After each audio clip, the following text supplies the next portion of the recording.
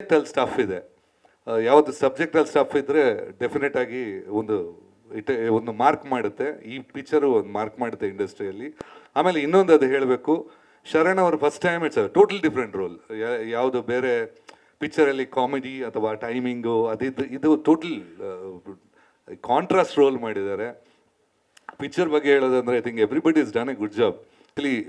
ನಾನು ಯಾವತ್ತು ಪ್ರೌಡಾಗಿರ್ತೀನಿ, ಕನ್ನಡ ನೋಡಿದ್ದು ಎರಡೇ female super stars. One is Manjula, ಆಮೇಲೆ ಮಾಲಾಶ್ರೀ.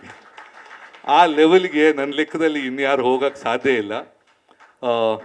ಈಗಲೇ ಹೇಳ್ತಾರೆ ಪಿಕ್ಚರು ಬಿಸ್ನೆಸ್ ಆಗ್ತಾ ಇಲ್ಲ ಅಂತ.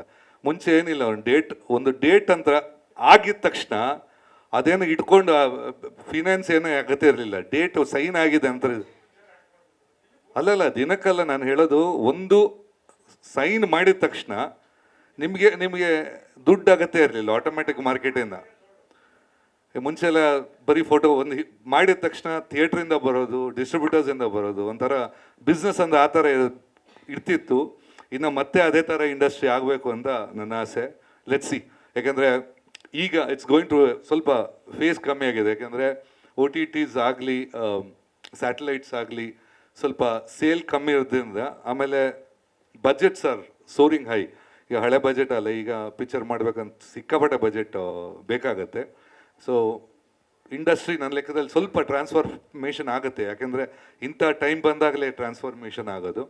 Hope it will be better.